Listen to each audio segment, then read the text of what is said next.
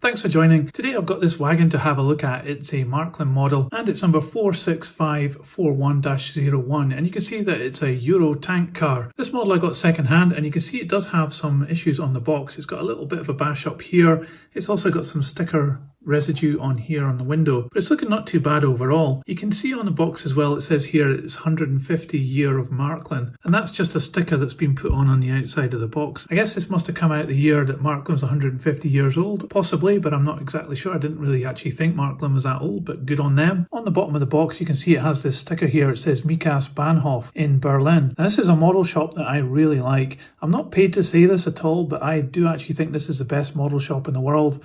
I've been there a lot of times when I've been in Berlin, and they always have a fantastic selection. So I totally recommend going there if you're ever in Berlin. You won't be disappointed. So overall, this box is looking pretty good, and I'm very hopeful that the model inside will also be really good. So let's get this open and we'll take a look.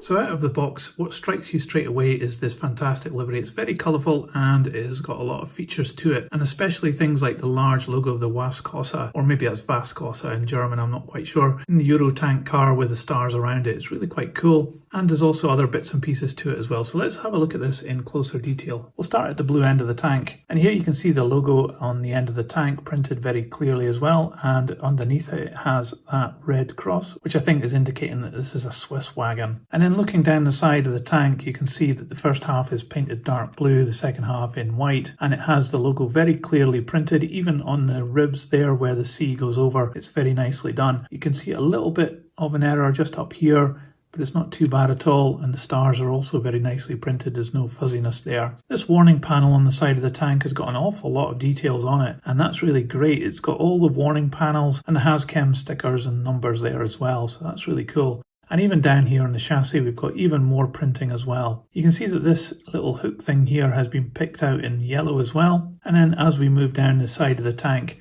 you can see some more printing, and the livery continues here where it's split with this green line. And then finally down at this end you get the Move and More with the OMV logo. So this one does look as though the tank has come apart a little bit here. Maybe that's a manufacturing fault. There's some issue with this one in particular, but you can see that it's split just at the bottom there. I did get this second hand after all. Here you can see some details on the bottom on the chassis here, and these have been picked out in colour as well. That's really nicely done. And then looking at this end of the tank, you get some more warning flashes, and you get this ladder going up to a really nice looking walkway at the top here in this mesh silver plastic. It's an added on part, and there's very nice detail here on the hatch for the tank as well. You can see the little tie down handles there are being picked out as well. Very delicate, likely to break off if you're not too careful, but it looks pretty cool anyway. At this end you've got a platform with a brake wheel, and that's been picked out in red. Very nice. And then looking at the bogies, you can see that they've got a lot of nice detail on them in deep relief as well.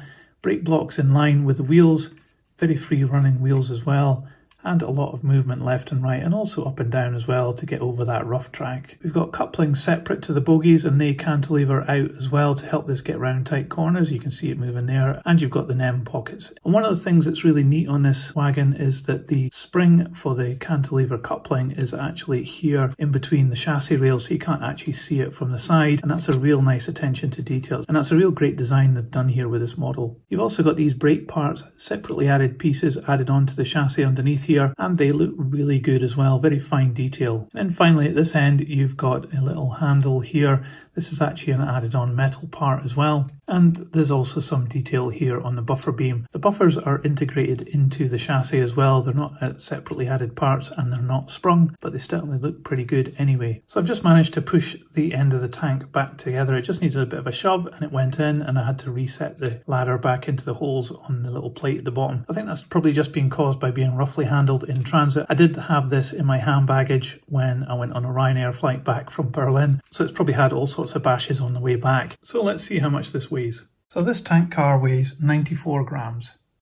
So overall, this Euro tank car model from Marklin, I would rate this as probably one of the best wagons that Marklin have produced in a very long time. It's certainly the best one I've seen. I'm not quite sure when this model came out, and it was a few years ago that I picked this up secondhand, but you can definitely see that this is a much more refined model than some of the older stuff that I've been reviewing on this channel. The detail underneath this tank is really great, and obviously being on display all the time, it needs to be really good, but they've really gone to town with that with additional parts, which has made it quite appealing. The standout thing on here is obviously the decoration. The printing is really good throughout, and especially on the warning panels on the side of the tank, the detail there is really quite superb. And the split paint job as well between the white and the blue really makes this quite an interesting model to add to your collection. If you're modelling modern day European freight traffic, then this would be a great addition to add to your layout. It's really bright, it's interesting, it's detailed, it just looks really fantastic. So totally recommend looking out for this model if you can find it. It does look really good, and I think it probably comes in other liveries as well, so you can make quite an interesting train out of these. Let me know in the comments below what you thought of my analysis of this model, and if you enjoyed this video, please give it a thumbs up. It really helps this channel, and you can subscribe for more videos like this. I'll put this on the turntable so you can see all the way around, but in the meantime, thanks for watching. See you next time.